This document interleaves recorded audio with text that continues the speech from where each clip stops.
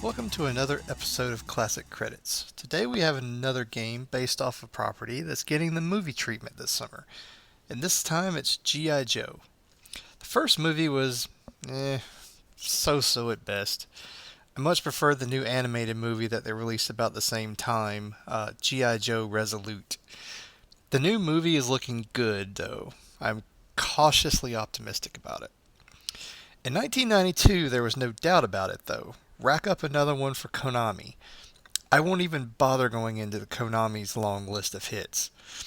The G.I. Joe arcade game was absolutely awesome. The game was released widely as a 4-player game, but there were 2-player models of the machine made as well. The story is very simple. You take on the role of a member of G.I. Joe, a special forces unit whose job it is to keep the world safe from evil. This usually means one thing: Cobra is up to no good. You can pick one of 4 different Joes: Duke, Snake Eyes, Scarlet, and Roadblock. Each Joe is equal in power and endurance, so it's really just a personal preference as to which one that you want to use, but come on, you're going to use Snake Eyes, admit it. The action takes place from behind your characters, and all the action comes towards you. And I mean a lot of action. You can only move left or right. All other joystick motions moves your gun cursor. Fans of the cartoons or comics will really appreciate the love that Konami threw into this game. They tried to include seemingly as much as they possibly could. Major Cobra members that will show up are Metalhead, Don't get me mad! the Crimson Twins Tomax and Zaymot, It's now or never! Major Blood, Your days are numbered! Baroness, I can't wait to see you. Destro, You won't get up after this one. and Cobra Commander. Long live Cobra, the greatest!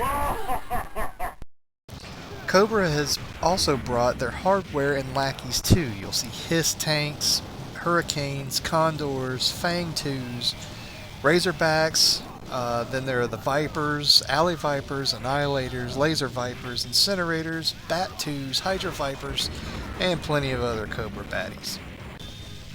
Did I say that this game has action? Yes, I believe I did. There are parts of this game where there's so much going on, it almost feels like what they call a bullet hell shooter. It doesn't ever get quite to that level, but you do have to get in a pretty much mindless reactionary zone to avoid everything that's coming at you. Your Joe has 2 main forms of attack. You have your basic gun, which shoots once for every tap of the button.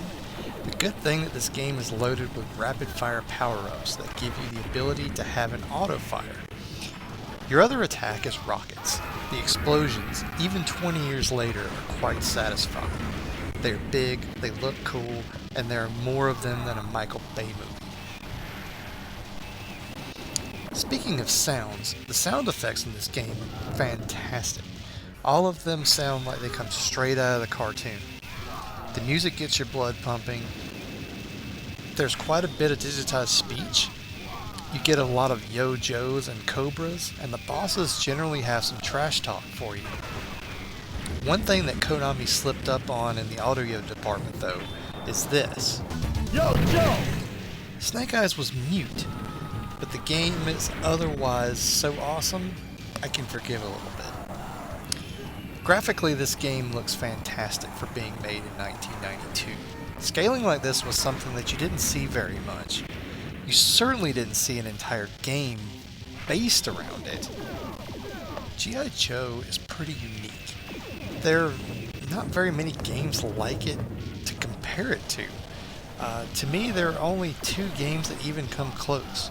One of these is the inner base levels of another Konami classic from 1987, Contra. To me, though, G.I. Joe is a spiritual successor to a game that Konami had nothing to do with, Cabal. Cabal was a rather unique title made in 1988 by TAD Corporation. TAD Corporation was founded by former Data East employees. Those crazy Data East guys again. As you can see, it has a very similar play style. And had Cabal been made several years later, it probably would have looked something like G.I. Joe.